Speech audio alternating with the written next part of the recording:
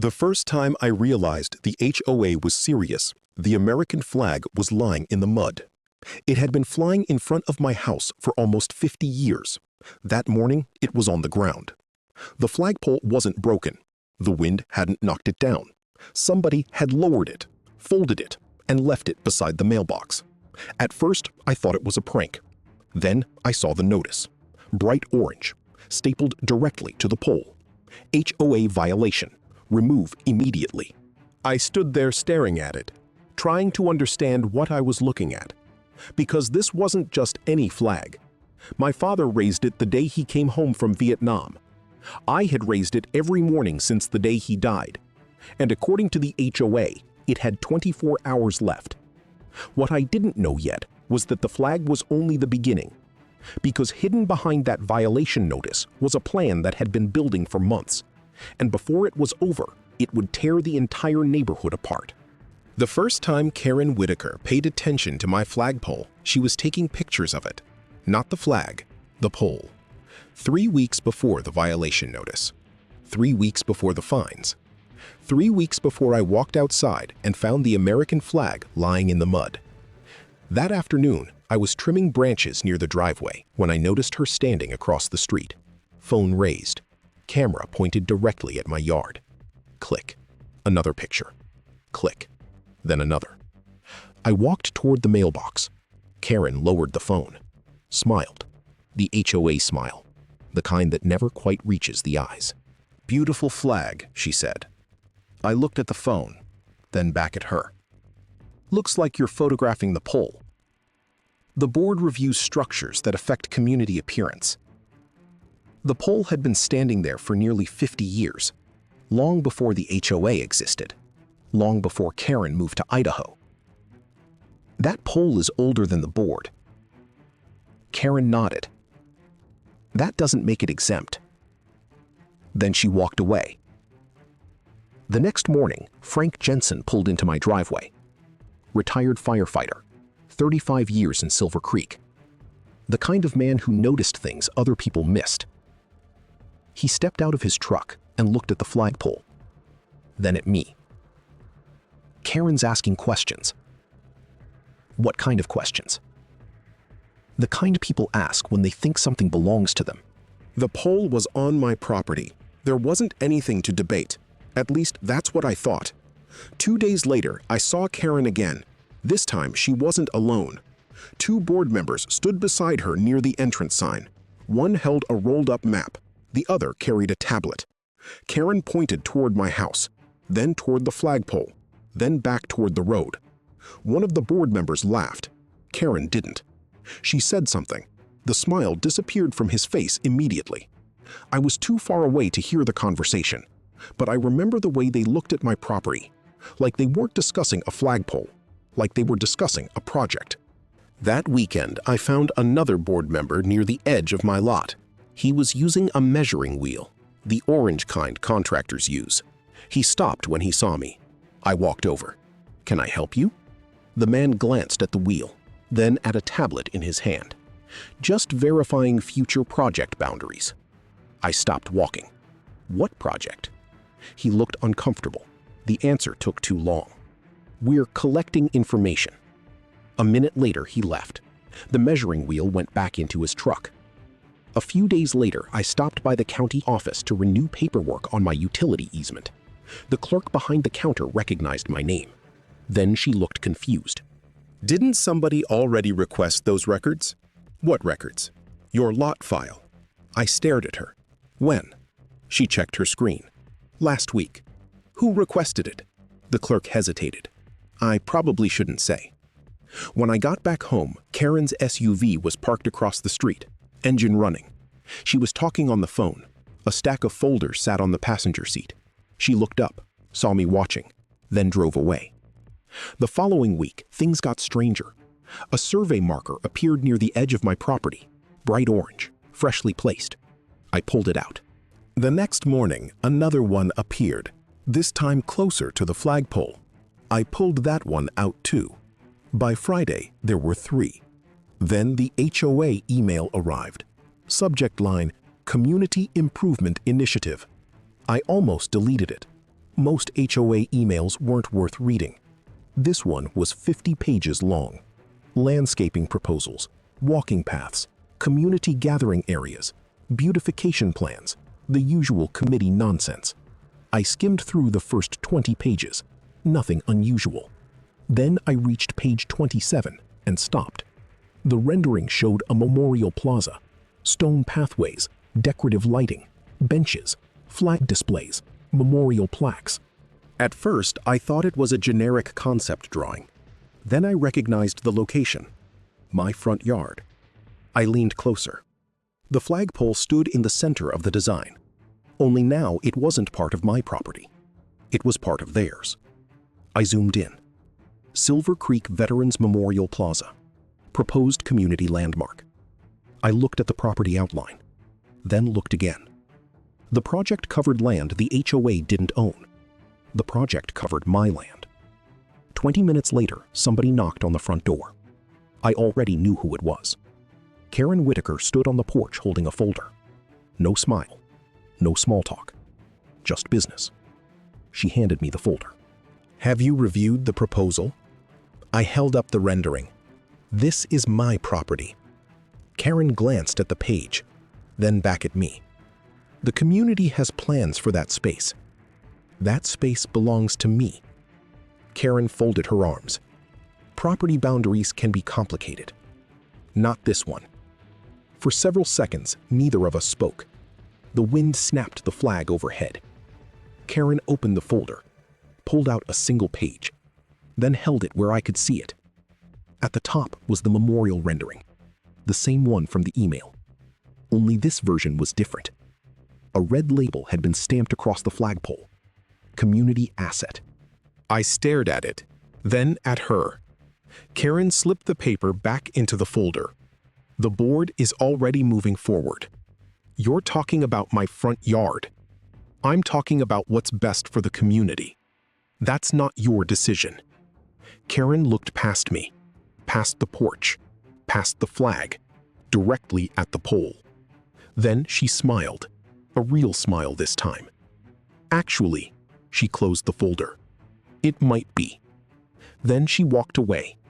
3 weeks later, the first violation notice arrived. 3 weeks later, the violation notice arrived. I read it once in the driveway, then again at the kitchen table. By sunset, it was sitting beside the coffee maker. Not because I didn't understand it, because I did. The notice gave me 30 days to remove the flagpole. After that, the fines would begin. $500 per day. No warning period, no hearing date, no option to modify anything. Just remove it. At the bottom of the final page sat a familiar signature. Karen Whitaker. Not the board, not the architectural committee. Karen. Personally. For the next few days, I expected a conversation, a phone call, a meeting, something. Instead, Karen seemed strangely uninterested in me. She was busy with everyone else.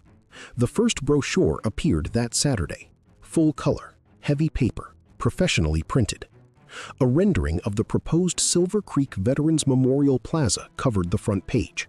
The same rendering I had seen weeks earlier, only now it was everywhere. Mailboxes, bulletin boards, the coffee shop, the grocery store, the gas station near Highway 95. Everywhere I looked, the memorial project seemed to be growing. Every version told the same story. Future home of the Silver Creek Veterans Memorial Plaza. Not proposed, not under review. Future home. A week later, the sponsor banners appeared. First outside the community center, then near the entrance road, then along the fence beside the park. Local businesses had already attached their names to the project. A landscaping company, a hardware store, a credit union branch, a car dealership from Coeur d'Alene. People weren't just supporting the idea, they were investing in it. One evening, I stopped at Miller's Diner after picking up feed. 3 tables were discussing the memorial. Nobody mentioned ownership. Nobody mentioned property lines. Nobody mentioned the flagpole. The conversation had already moved past that. People talked about ribbon cuttings, Memorial Day ceremonies, veterans gatherings, school visits, as if the plaza already existed. That was when I realized Karen wasn't trying to win an argument. She was trying to win time. Every week, the project became more real in other people's minds. Every week, more people attached themselves to it. Every new supporter made it harder to stop. A few days later, I attended the public presentation. The community center parking lot was full before 6.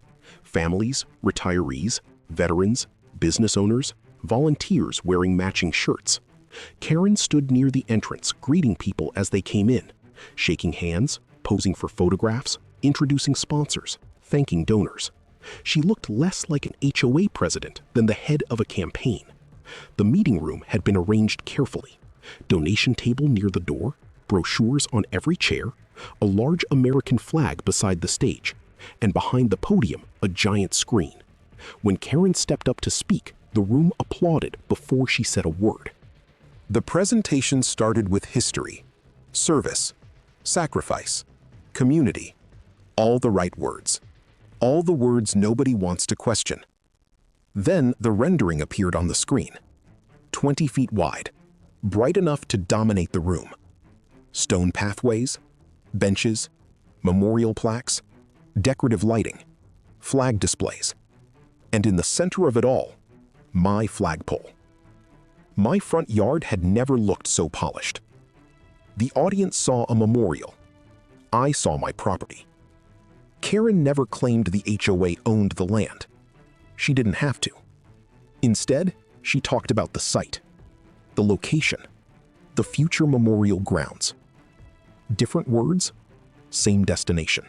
Near the end of the presentation, an elderly woman approached the donation table. I recognized her immediately. Her husband had served in Vietnam. Most people in town knew their story. She moved slowly with a cane. A small military pin sat on her jacket. Karen greeted her personally. The woman opened her purse, removed a check, signed it carefully, then handed it over. A photographer stepped forward. The picture was taken. People applauded. The woman smiled. Karen smiled. I stood near the back of the room and watched.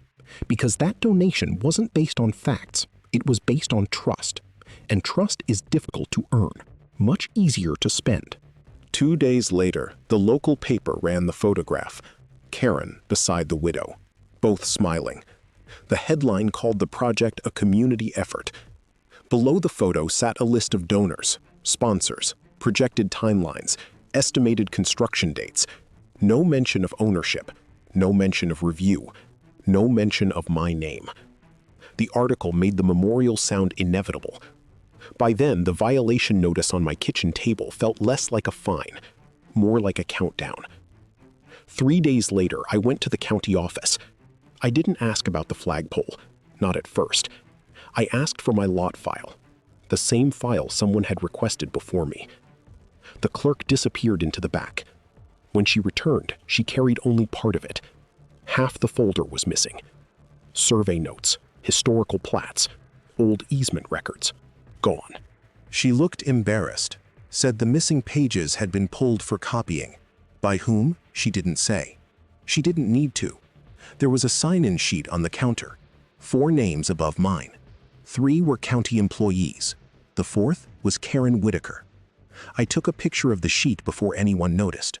Then I started reviewing what remained in the file. Most of it was routine. Property maps, survey references, utility records. Nothing unusual. Then I found something folded between 2 older documents. A preliminary project draft. Not the current memorial proposal, an earlier version. Much earlier. The date immediately caught my attention. 8 months old. I checked it twice. 8 months. That was long before the brochures. Long before the sponsor campaign. Long before the public presentations. Long before the violation notice. Back when nobody in Silver Creek had ever heard of a Veterans Memorial Project. The title looked familiar. Silver Creek Veterans Memorial Initiative. Not Plaza, Initiative. The design was rough, incomplete, but the location was identical. Same property, same flagpole, same footprint. I kept reading. Halfway through the document, I found a small notation buried in the site review section. 1 sentence. Easy to miss. Ownership verification pending. I stared at it, then looked at the date again. 8 months earlier. Ownership verification pending. Somebody had identified the problem nearly a year ago. Somebody knew the ownership issue existed. Yet the project kept moving forward. The brochures appeared. The sponsors arrived. The donations started. The presentations continued. I folded the document and slipped it into my folder. Outside the county building, I sat in my truck for several minutes, watching people come and go, thinking about that sentence. Ownership verification pending. The project wasn't moving forward because the ownership question had been answered.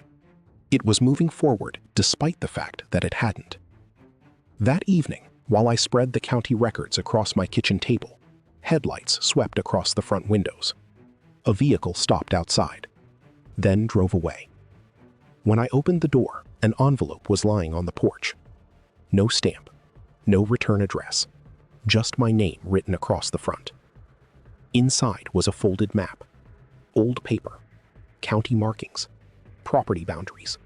My lot had been highlighted, so had the exact patch of ground around the flagpole. At the bottom of the page, someone had circled one sentence in red ink: property ownership not verified. I read it once, then again, then a third time. A handwritten note had been added beneath the circle, only 4 words: ask Karen when. I looked at the map, then at the preliminary project draft, then at the newspaper photo of Karen smiling beside the widow. For the first time since this started, the question changed. It wasn't whether the HOA could make me remove the flagpole. It was how long Karen had known.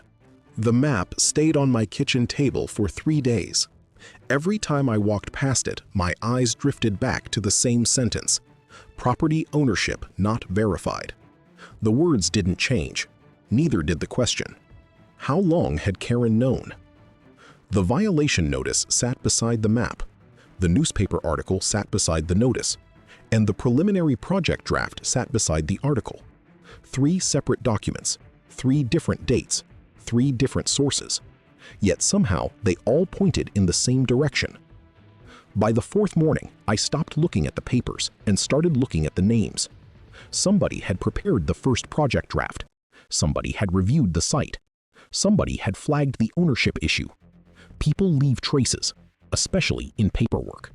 The county records listed a planning consultant involved during the earliest stages of the memorial project.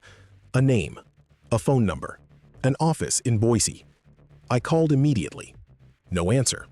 I left a message. The next day I called again. Still nothing. The 3rd call finally reached a receptionist. She sounded surprised when I mentioned the memorial project. Then she transferred me. For several seconds, all I heard was silence. Then a man answered. I introduced myself. The line went quiet again. Not confused quiet, recognizing quiet. That got my attention.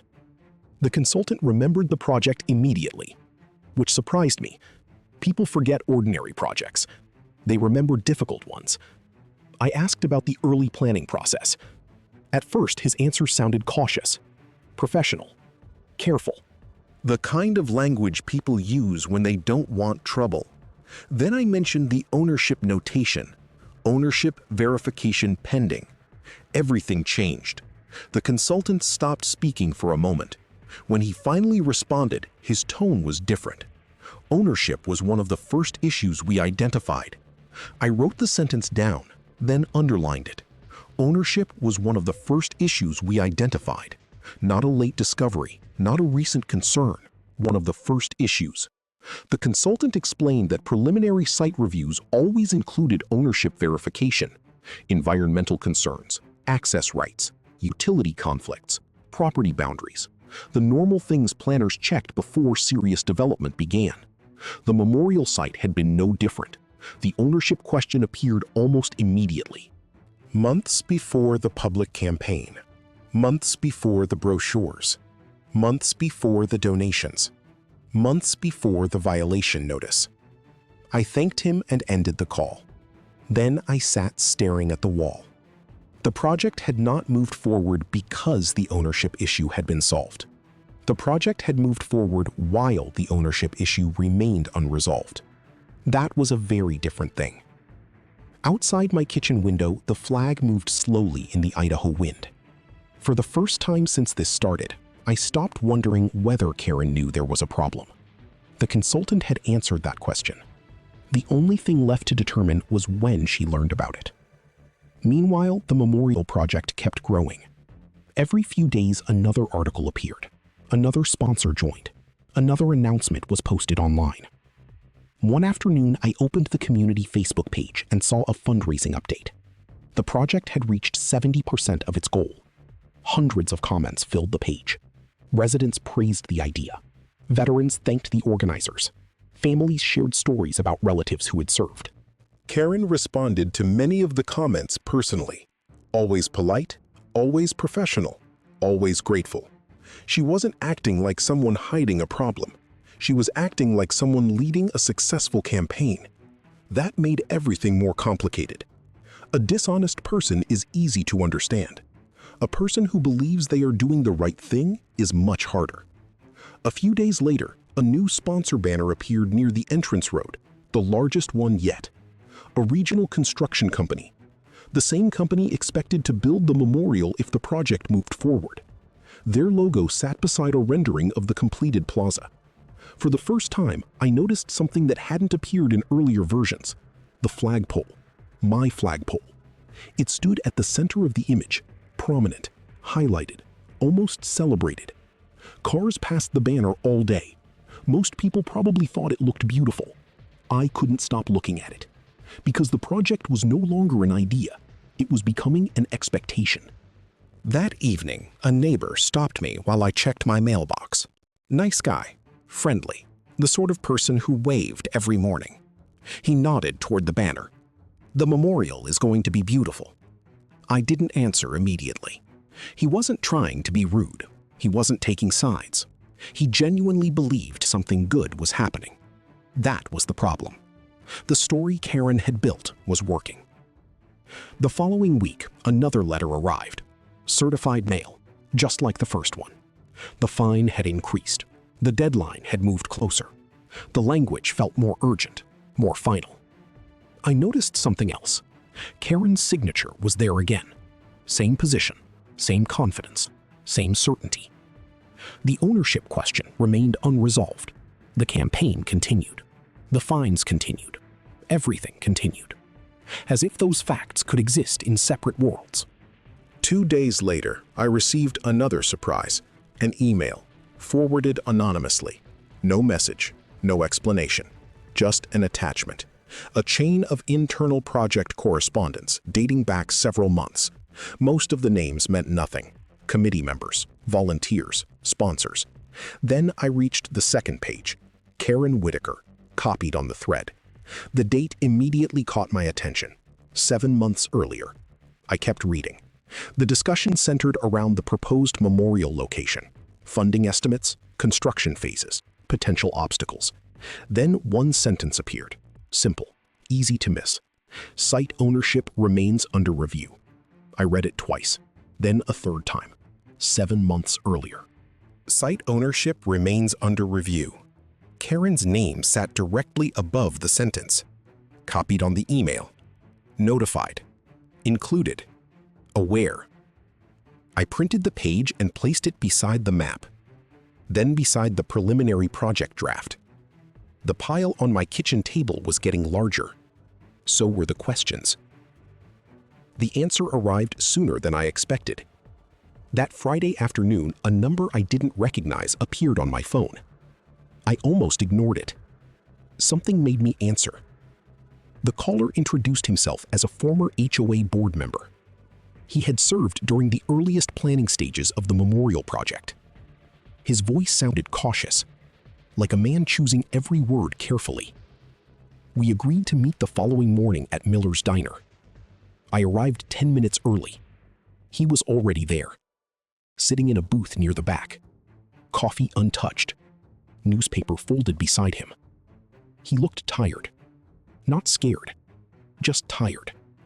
The kind of tired that comes from carrying something for too long. For several minutes, he talked about ordinary things, the weather, the town, the memorial project. Then he lowered his voice, and finally said the thing I had been trying to confirm for weeks. The ownership issue came up during the very first planning meeting. I didn't interrupt, I just listened. The former board member stared into his coffee, then continued. The discussion lasted nearly an hour. Several people raised concerns. Several people recommended waiting. Several people wanted answers before moving forward. He paused, then looked directly at me. Karen was sitting right across the table. Neither of us spoke. The diner suddenly felt very quiet. Outside, traffic moved past the windows. Inside, the coffee machine hissed behind the counter. The former board member looked down at the table, then back at me. Nobody thought it would go this far. It was the first emotional thing anyone had said since this started. Not anger, not outrage. Regret. Real regret. I drove home without turning on the radio. The map was still waiting on the kitchen table. So was the violation notice. So was the project draft.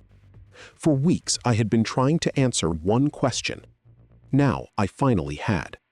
The problem wasn't that Karen didn't know. The problem was that she did. Help us grow. Join to Suburban Verdict. I drove home from Miller's Diner without turning on the radio. The former board member's words kept replaying in my head. The ownership issue came up during the very first planning meeting. Karen was sitting right across the table. By the time I pulled into my driveway, the flag was moving hard in the afternoon wind. The pole stood exactly where it always had. Straight, quiet, unchanged. Everything around it had changed instead. I carried the diner receipt inside and placed it on the kitchen table beside the rest of the papers. The map, the violation notice, the preliminary project draft, the email chain, the newspaper article, the anonymous envelope. For weeks, those documents had felt like separate problems. That afternoon, they started looking like one story. I cleared the garage workbench. Then I carried everything outside, one stack at a time, paper by paper, date by date. The garage still smelled like motor oil and old cardboard. My father's tools hung above the bench. Same hooks, same labels, same handwriting. For the first time in years, I pulled down the big corkboard he used for repair orders. Dust covered the frame. I wiped it clean with my sleeve. Then I started pinning papers, not by topic, by date. 8 months earlier, preliminary project draft, ownership verification pending. 7 months earlier, internal email chain, site ownership remains under review. 3 weeks earlier, community rendering, community asset. 2 weeks earlier, brochures, future home. 1 week earlier, donation article, community effort. Then the violation notice. Remove within 30 days, $500 per day. The pattern looked different on the wall, sharper, harder to ignore. Frank stopped by just before sunset. He didn't knock. He never did. He stepped into the open garage holding 2 cups of coffee, then stopped when he saw the corkboard. For a long moment, he said nothing, just looked at the timeline, then handed me 1 cup. That's a lot of paper. I kept pinning. It's starting to tell one story. Frank moved closer, read the dates. His face changed slowly. Not surprise, recognition.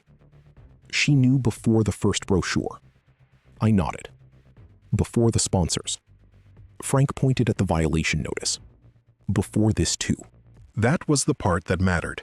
The violation wasn't the beginning. It was pressure. The project came first. The campaign came next. Then the fine, not the other way around. I took a red marker from the workbench and drew a line from the earliest project draft to the violation notice. Then another line to the donation article. Then another to Karen's signature. The board wasn't enforcing a rule. They were clearing an obstacle. That was the first time the whole thing made sense. The flagpole stood where they wanted the memorial, so the flagpole became a violation. Simple, cold, bureaucratic. The next morning, I bought 2 more corkboards from the hardware store. Pushpins, file folders, index cards. A pack of red string I almost didn't buy because it made the whole thing look ridiculous. I bought it anyway. By noon, my garage wall looked like a county investigation. Maybe that was exactly what it was becoming. I made 3 columns: public story, private record, pressure tactics. Under public story, I pinned brochures, articles, sponsor announcements, donation photos. Karen smiling beside veterans. Karen thanking families. Karen standing in front of the rendering. Under private record, I pinned the draft, the map, the email chain, the consultant's notes, the county sign-in sheet. Under pressure tactics, I pinned the violation notice, the fine schedule, the survey markers, the removal deadline. The board had built 3 stories at once, one for the public, one for the files, one for me. They did not match. By the second day, I found the first clean contradiction. Karen's public fundraising announcement had been posted before the site review was complete, not after, before. The second contradiction came an hour later. The first donation event had been scheduled before ownership verification was finished. The third came that evening. The violation notice had been issued while the county file still showed the site as unresolved. 3 facts, 3 dates, all pointing the same direction. Karen hadn't solved the ownership problem before moving forward. She had moved forward until the ownership problem became inconvenient. That afternoon, the HOA posted another update. The memorial campaign had reached 85% of its fundraising goal. Karen appeared in the photo holding a ceremonial check. Behind her stood the same rendering, same flagpole, same plaza, same lie by omission. The caption thanked the community for helping preserve a shared space. Shared space. I read those 2 words twice, then printed the post and pinned it under public story. The red string went from shared space to ownership not verified. It looked almost too obvious. That evening, my phone rang. The caller was an older man named Paul Henley, retired Marine. He lived on the other side of Silver Creek. I knew him only by sight. He said he had seen the memorial campaign and wanted to know where to send a donation. For a moment, I didn't answer. Paul talked about his brother, Korea, a name on a wall in Boise. How much a local memorial would mean to families like his. I stood in the garage staring at the corkboard while he spoke. Karen's photo smiled from 3 different pages. My violation notice sat beneath it. The truth was right there, pinned to plywood. But Paul didn't know any of it. He only heard the story Karen had sold him. I told him to wait before sending money. He asked why. I said the project still had unanswered questions. That was all I could make myself say. He thanked me politely, then hung up. I stood there for a while with the phone still in my hand. That was when the anger changed.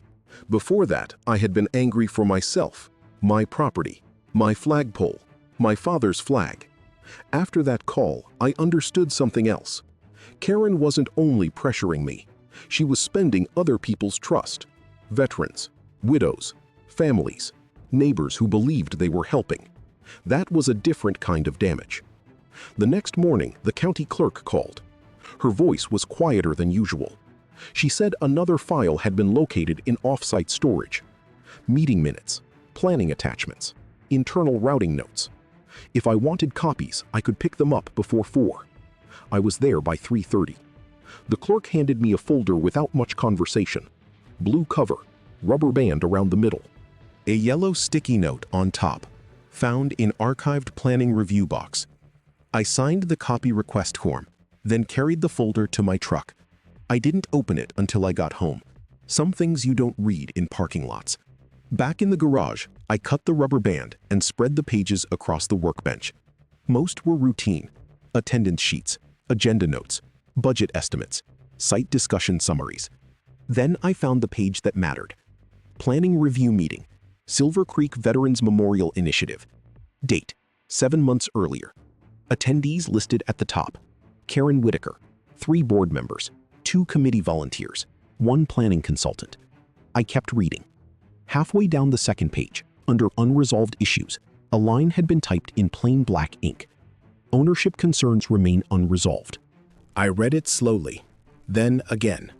No red circle, no anonymous note, no interpretation. Just official meeting minutes. Ownership concerns remain unresolved. And Karen's name sat at the top of the page. Attendee. Present. Notified. I pinned the meeting minutes in the center of the corkboard. Then I stepped back. 3 boards, dozens of documents, red string crossing between them. The public story on one side, the private record on the other. Pressure tactics below. For the first time, the thing looked complete enough to scare someone. Not because it was dramatic, because it was organized. Frank came back that evening. He stood in the garage doorway and stared at the wall. The sun was going down behind him. The flag snapped outside in the wind. He didn't ask if I was going to fight. He already knew. Instead, he looked at the center board, at Karen's name, then at the violation notice. What's next? I picked up the meeting minutes, folded them once, put them in a file folder, then looked out toward the flagpole. 3 documents, 3 warnings, 3 different sources, the same name every time, Karen Whitaker. And for the first time since this started, I wasn't trying to understand what had happened. I was getting ready to prove it. The next morning, I made copies of everything. Not 1 copy, 3. 1 set stayed in the garage. 1 went into a fireproof box in my bedroom closet. The 3rd went into a folder I mailed certified to myself. Frank said that was overkill. Maybe it was, but by then I had stopped trusting quiet situations. Quiet was where Karen worked best. At 9 o'clock, I sent the HOA a formal records request. Meeting minutes, project approvals, architectural review notes, board votes, donation records. All documents related to the Silver Creek Veterans Memorial Plaza. I kept the message simple. No accusations, no threats, just dates, categories, requests.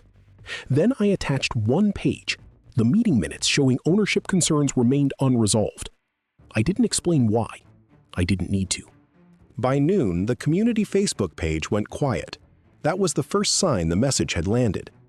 Karen usually posted something every morning. Fundraising updates, sponsor thanks, progress photos. That day, nothing appeared. By 3 o'clock, the HOA office called. Not Karen, a secretary. Her voice sounded careful. She said the board had received my request and would respond within the required period. No timeline, no details, no warmth, just procedure. That evening, the second fine notice arrived, $500. Then a new administrative fee. Then a warning that continued non-compliance could result in legal enforcement. This one wasn't signed by Karen. It was signed by the HOA's attorney. That changed the temperature of the room. I read the letter at the kitchen table while the flag snapped outside in the wind.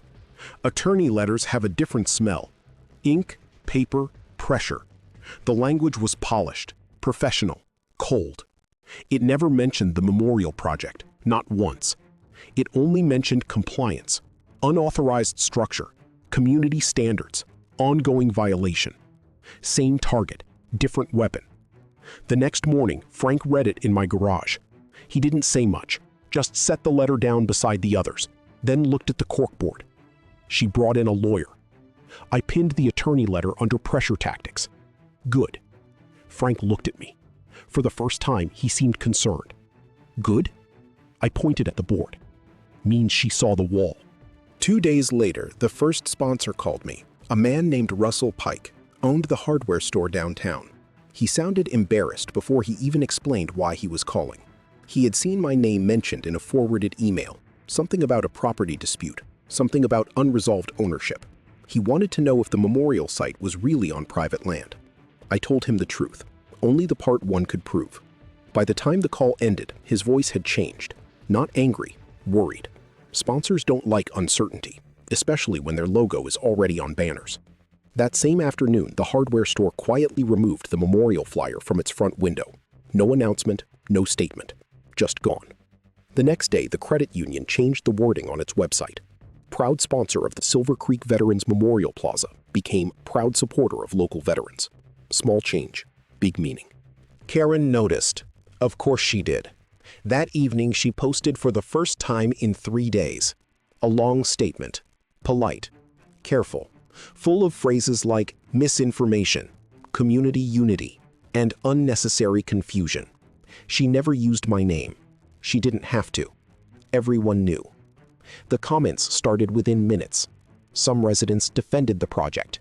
Others asked questions. A few asked directly whether the HOA owned the land. Karen answered the easy comments, ignored the hard ones. I printed the post, pinned it under public story, then drew a red line to the attorney letter.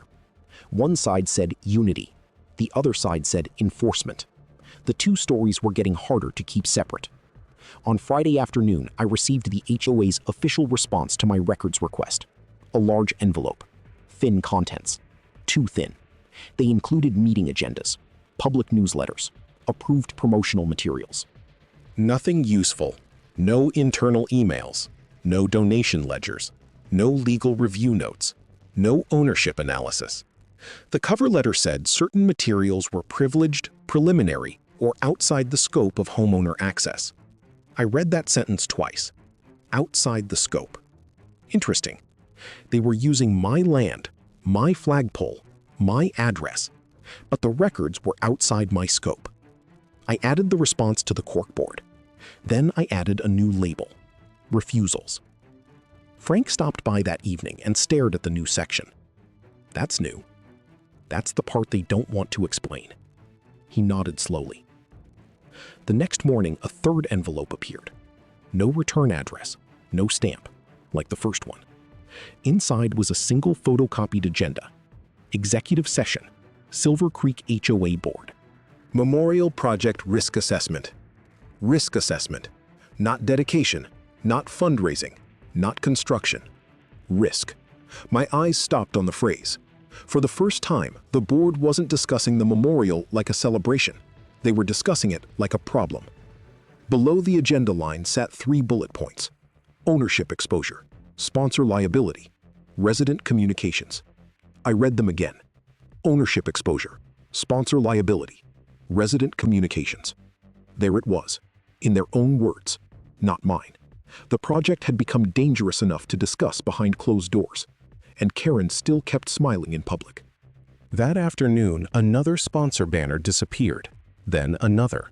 The car dealership from Coeur d'Alene removed its logo from the project page. No explanation. By Sunday, the donation total vanished from the HOA website completely. Karen replaced it with a generic message thanking the community for patience and continued support. Patience, support, unity. The softer the words became, the more pressure I knew they were feeling. Monday morning, Frank called before sunrise. His voice was low. They're meeting tonight. Who? The board. I sat up. Public? No. A pause. Then, but not everyone wants it private anymore. That was the first crack I could hear. Not in the documents, not in the records, in the people around Karen. By afternoon, 2 board members had stopped returning calls from residents. One deleted his social media post supporting the memorial. Another removed a photo of himself standing beside Karen at the presentation. Small things, quiet things. But quiet things had started this entire fight. I knew better than to ignore them. That night, I stood in the garage looking at the corkboard. The public story was shrinking. The private record was growing. Pressure tactics had turned into legal threats. Refusals had turned into risk assessments. And for the first time since Karen photographed my flagpole, I could feel the direction changing. She was still moving forward, still careful, still smiling. But now she wasn't just managing a project, she was managing exposure. That was different, very different. I took the risk assessment agenda and pinned it in the center of the board, right beside Karen's name. Then I stepped back. For weeks, I had been asking how long Karen had known. Now I had a better question. How long could she keep everyone else from knowing? The first public meeting after the risk assessment was scheduled for Tuesday night. Normally, HOA meetings attracted the same people. A few retirees, a few homeowners with complaints, a few board members checking boxes. Nothing dramatic. This one felt different before it even started. The parking lot was already half full when I arrived. By 6:30, people were standing along the back wall. More residents than I had ever seen at a board meeting. Frank noticed it too. Neither of us said much. We just watched. The questions had finally escaped the documents. Now they were moving through the neighborhood. Karen arrived exactly on time. Same blazer, same binder, same calm expression. If she was worried, she didn't show it. She greeted people as she walked toward the front table, smiled, shook hands, thanked volunteers. The version of Karen everyone knew. The meeting started a few minutes later. Routine business came first. Landscaping updates, budget approvals, maintenance contracts. Karen moved through the agenda smoothly, confident, prepared. Then the first hand went up. A retired teacher named Elaine Porter. Karen called on her. Elaine stood. Has ownership of the memorial site been verified? The room went quiet. Karen's expression didn't change. She thanked Elaine for the question, then delivered a careful answer about ongoing review processes and community planning. Professional, polished, completely forgettable. Elaine sat down. Another hand immediately went up. Then another. Then another. Different people, same question. Ownership, site review, property boundaries. The words kept returning. Karen answered each one. But every answer sounded slightly different. Not contradictory, just less certain. The meeting started drifting away from the agenda. For the first time, Karen looked down at her notes before answering. 10 minutes later, Russell Pike stood, the owner of the hardware store. Everyone knew him. Karen smiled when she recognized him. The smile disappeared when he started speaking. Russell explained that his business had suspended sponsorship of the memorial project. Not permanently, temporarily, until ownership questions were resolved. Nobody interrupted him. Nobody argued. Russell wasn't angry. That was what made it powerful. He sounded disappointed.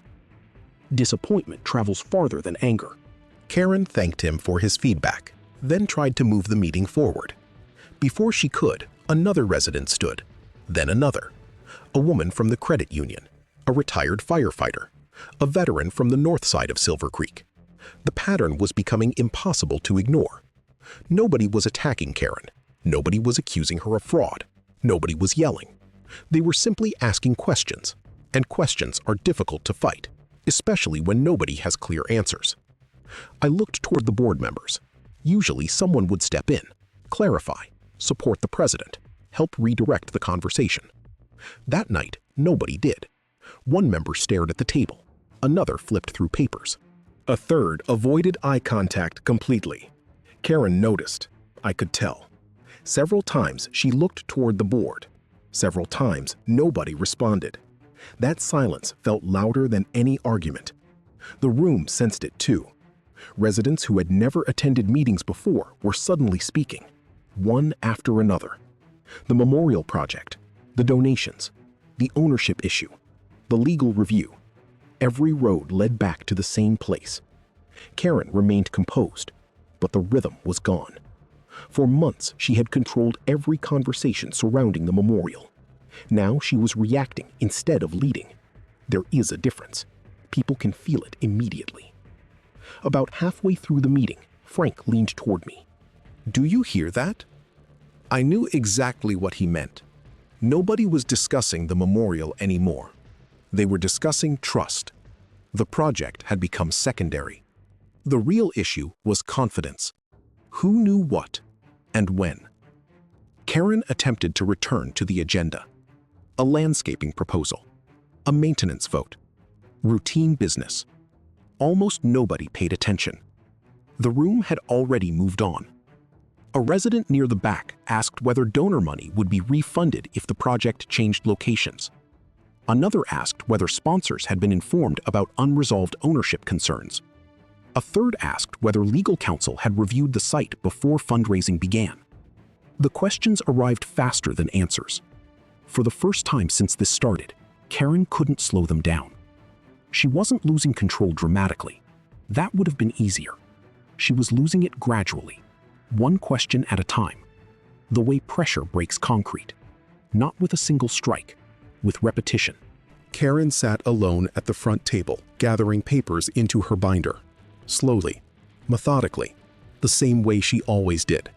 But something was different. Not panic, not fear, distance. For months, people had surrounded her after meetings. Sponsors, volunteers, supporters, residents with ideas. That night, nobody approached. Nobody waited. Nobody asked for updates. Nobody thanked her. They simply left.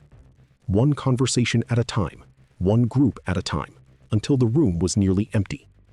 Karen zipped her binder closed, stood, and walked toward the exit. Nobody stopped her. Nobody followed her. Nobody defended her. I had seen Karen answer difficult questions before. I had seen her handle angry residents. I had seen her manage conflict. This felt different, because the problem was no longer the memorial. The problem was doubt. And doubt spreads faster than facts. Outside, the parking lot emptied into the Idaho night. Frank stood beside his truck, watching people leave, watching conversations continue, watching the story move beyond the boardroom. For weeks, I had been building a case. Documents, emails, meeting minutes, timelines. That work mattered. But standing there, I realized something. The documents hadn't changed Silver Creek. The questions had. And once people start asking their own questions, they rarely stop. For months, Karen had controlled every conversation in Silver Creek. That night, she couldn't control a single one. The morning after the meeting felt strangely quiet. Not peaceful, just different. For months, every update about the memorial had created momentum. A new sponsor, a new donation, a new announcement, a new promise. The meeting had interrupted that rhythm, and everyone in Silver Creek seemed to feel it. Karen posted a statement online before 8 o'clock. She thanked residents for attending. She praised community involvement. She promised additional information would be provided after further review. The wording was careful, professional, almost identical to dozens of statements she had made before. The difference was the response. A few weeks earlier, comments would have appeared immediately. Supporters, volunteers, neighbors thanking her for the project. That morning, the page stayed mostly silent. People were still reading, still watching, but they weren't cheering anymore. By lunchtime, questions started appearing. Not accusations, questions. Had ownership been verified? Would donor funds remain protected? Would construction be delayed? Karen answered a few, ignored most. By evening, the discussion had spread beyond the HOA page entirely. People were talking at the hardware store, at the diner, at church, at Little League practice. The memorial project had stopped being a community celebration. It had become a community mystery. The next sign appeared 2 days later. A board member named Tom Granger resigned from the memorial committee. Not the HOA board, just the committee. His statement was short. Personal reasons, scheduling conflicts, nothing dramatic. But timing matters, and everyone noticed, especially Karen. The committee page removed his name before sunset. The following morning, another sponsor formally suspended support. Then another. Not permanently, at least not publicly, but they wanted answers before committing additional money. That phrase started appearing everywhere. We need answers. The same words, over and over. The same questions that had filled the meeting room. The same questions Karen could no longer control. Friday afternoon brought another surprise. A donor requested a refund, then a second. Neither amount was large. The money wasn't the point. The symbolism was. People only ask for refunds when trust starts disappearing. Then I learned who one of the donors was. A Gold Star widow. Her husband had never come home from Iraq. She had donated during one of the first fundraising drives. Now she wanted her money back. Not because she opposed the memorial, because she no longer trusted the people running it. That hit harder than any sponsor withdrawal, harder than any angry comment online. Frank called that evening. She's trying to save it. I knew exactly who he meant. Karen. How? Emergency meeting. I stopped what I was doing. The garage suddenly felt smaller. When? Monday. That was fast. Too fast. Emergency meetings are rarely about confidence. They're about problems. The entire weekend felt tense. No announcements, no fundraising updates, no sponsor celebrations. The momentum that had carried the project for months was gone. In its place sat uncertainty. Monday arrived. The emergency meeting wasn't public. No residents allowed. No questions, no audience. Just board members, committee leaders, legal counsel, the people responsible for deciding what happened next. I didn't know what was said inside. Nobody did. But information has a way of escaping closed rooms, especially when the room is divided. Late that evening, my phone rang. The caller ID showed a number I didn't recognize. I answered anyway. The voice belonged to someone I knew, one of the board members, not Karen. He sounded exhausted, like a man who had spent hours arguing. For several seconds, he said nothing. Then he asked a simple question. "Have you still got all those documents?" I looked toward the garage wall, the timeline, the emails, the meeting minutes, the risk assessment agenda. Every piece still exactly where I had pinned it. Yes. Silence. Then a long breath. Good. I waited. The board member lowered his voice. The attorney recommended suspending the project. For a moment, neither of us spoke. I looked back at the corkboard, at the months of timelines, questions, meetings, warnings. The attorney had finally seen what everyone else was starting to see. The board member continued. Not everyone agreed. That sentence told me more than he probably intended. If nobody agreed, there wouldn't have been an argument. If nobody agreed, there wouldn't have been an emergency meeting. The room was splitting, and everybody knew it. I asked what happened next. He didn't answer directly. Maybe he couldn't. Maybe he didn't want to. Instead, he said something else, something better. Not everyone wants their name attached to this anymore. The line went quiet. Then the call ended. No details, no explanation. Just that one sentence. Not everyone wants their name attached to this anymore. I walked into the garage. The flag outside moved gently in the evening wind. The corkboards covered nearly the entire wall. Months of work, months of pressure, months of questions. For the first time since Karen photographed my flagpole, I wasn't wondering what the board would do next. I was wondering whether Karen could still convince them to follow her. Because projects survive problems, organizations survive controversy. But once people start protecting themselves instead of protecting the mission, everything changes. The emergency meeting had been called to save the memorial. Instead, it had revealed something much more important. Karen wasn't losing residents anymore. She wasn't losing sponsors. She wasn't even losing donors. She was starting to lose the people standing beside her. And once that starts happening, the end usually comes faster than anyone expects. 48 hours passed after the emergency meeting. Then 72. Then 4 days. Nothing. No fundraising updates.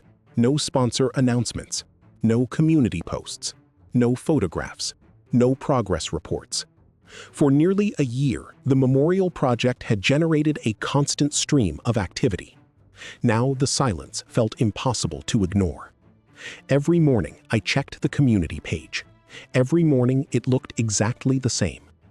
The last update remained Karen's statement after the public meeting.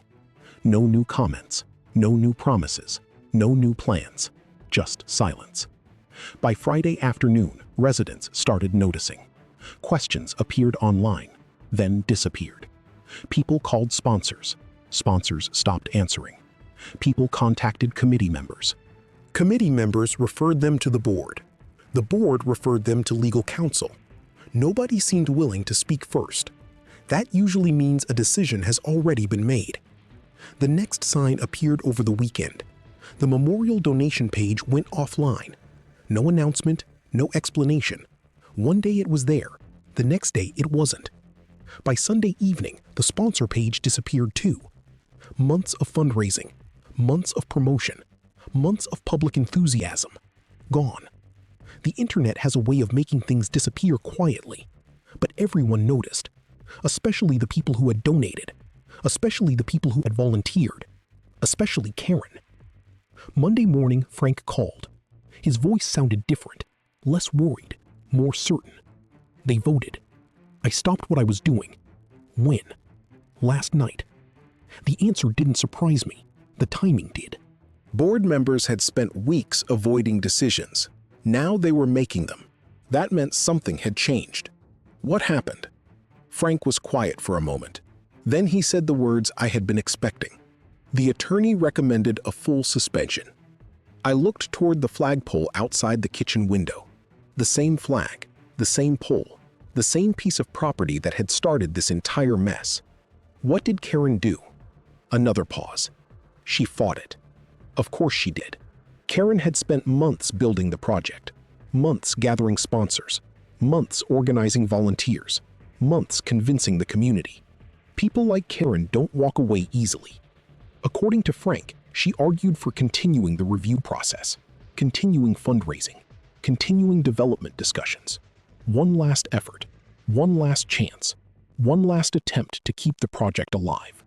The board disagreed, not unanimously, but decisively. One member who had stood beside Karen at every fundraiser voted for suspension. That detail stayed with me, not because I knew how he voted, because I knew what it meant. The room had changed. The risk had become too large. The questions had become too public. The sponsors had become too nervous. The attorney had become too concerned. The board finally chose certainty over ambition, and that changed everything. By Tuesday afternoon, the first official statement appeared. Short, careful, bureaucratic. The Silver Creek Veterans Memorial Project has been suspended pending further review. That was it. No celebration, no apology, no explanation. Just a suspension. Technically, the project still existed. Technically, nothing had been canceled. But everyone understood what it meant. Construction wasn't moving forward. Fundraising wasn't moving forward. Planning wasn't moving forward. Nothing was moving forward. For the first time in nearly a year, the project had stopped. Completely. That evening, I walked out to the flagpole. The Idaho air had started turning colder. Winter wasn't far away. The neighborhood looked exactly the same. Kids riding bicycles. Dogs barking in distant yards. Porch lights coming on as the sun disappeared. Life moving forward. The memorial project had dominated conversations for months. Now people were talking about something else. What happened? Who knew? And what came next? The project wasn't canceled. Not yet. But for the first time in almost a year, nobody was talking about construction. Nobody was talking about fundraising. Nobody was talking about the memorial. They were talking about the aftermath. 2 weeks after the suspension, the final letter arrived. Not another violation notice, not another fine, not another deadline. A withdrawal. Every enforcement action against the flagpole had been rescinded. The fines were gone. The case was closed. The letter wasn't signed by Karen. It came from the board's attorney. By then, that didn't surprise me. The fight had grown larger than the person who started it. A few days later, the board held one last public meeting. Attendance was light. Most people had already moved on. The attorney announced that the memorial project would remain suspended indefinitely pending a complete review. Future proposals would require independent verification before any fundraising could begin. The statement lasted less than 5 minutes. Months of meetings, arguments, sponsor campaigns, violation notices, and legal reviews reduced to a few paragraphs. Karen was there. For most of the meeting, she said nothing. No presentation, no fundraising update, no promises. When the meeting ended, people quietly gathered their things and left. No applause, no confrontation, no victory speeches, just an ending. I was walking toward the exit when Karen stopped beside me. For a moment, neither of us spoke. Then she looked back toward the empty board table. I was trying to do something good. Maybe she believed that. Maybe she always had. I nodded. Then she asked a question I hadn't expected. Then where did it go wrong? I looked around the room. At the empty chairs, at the board table, at all the places where people had spent months avoiding simple questions. Then I looked back at her, the moment nobody was allowed to ask one. Karen didn't answer. A few seconds later, she walked away. That was the last time I ever spoke to her. 6 months later, life in Silver Creek looked exactly the way it always had. Kids rode their bikes through the neighborhood. Neighbors walked their dogs in the evenings. People complained about parking rules and overgrown lawns. The kinds of things HOA meetings are usually about. One cold morning, just after sunrise, I stepped outside and walked toward the flagpole. The mountains beyond town were covered in fresh snow. The yard was quiet. The same flag moved in the wind, the same way it had the day before, the same way it had the day Karen first photographed it. I stood there for a moment and looked across the road toward the land where the memorial was supposed to be built. The banners were gone. The meetings were over. The arguments had ended. It was just a piece of ground again. Then I looked back at the flag. My grandfather carried that flag across 3 continents. The HOA spent almost a year trying to move it. In the end, it never moved at all.